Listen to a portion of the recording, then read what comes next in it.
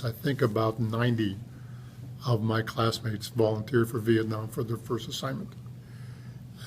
They required us, the Army did, to go to an assignment for several months before we deployed. So we didn't really deploy till the summer of '67. I was lucky enough, and I'm using the term loosely, to go to Fort Hood, Texas, and walked into a battalion commander's office who told me point blank that he had tried to get me reassigned because he did not like to have any West Pointers working for him or near him or with him. And that became evident over the 5.5 months that I was there, that he literally had some kind of extreme displeasure and an anti-West Point attitude. And I was the only West Pointer who, there was one other guy, he was the S3 who had put in his papers to resign. So I was the only other West Pointer besides this captain.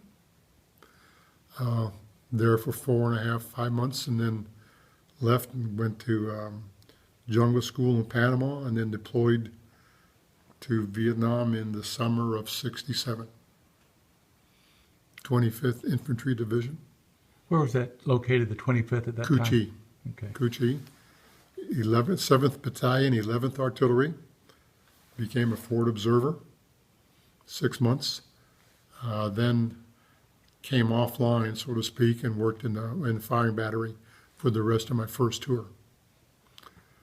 Made captain in the summer of '68. We made captain in 2 years then. 1 year as a first lieutenant, and then 1 year as a second lieutenant, 1 year as a first lieutenant. Made captain, and I applied for a 6-month extension. Came home for 30 days.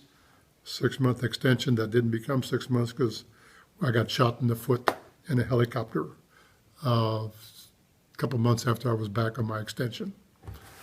And as an aside, trying to tell my parents I was going back was a tricky issue. They did not know, and they were not overly enthused with my decision making. Then I went back and got evacuated after I got wounded. I got evacuated to Japan.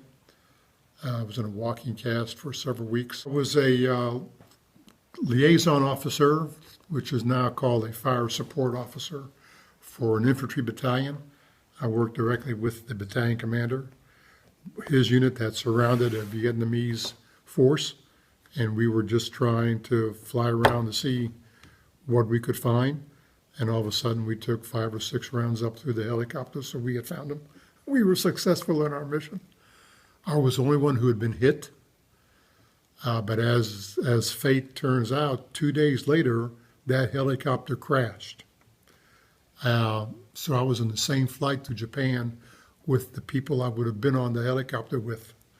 I saw them, I was shocked. They had compression fractures of their back from the hard landing and the shock. But they all survived, and we all went to Japan together, and then went our separate ways through healing and rehab. Was very fortunate because I was only about 6 inches from hitting me in a much more critical place. Reminded me of a forward observer in my first tour. When you came in on a landing zone with an air mobile mission, and the chopper was taking bullet holes, was getting hit by, and you're absolutely helpless. You could not do a thing about it. You weren't sure where they were coming from, and you were still too far above the ground that you could jump.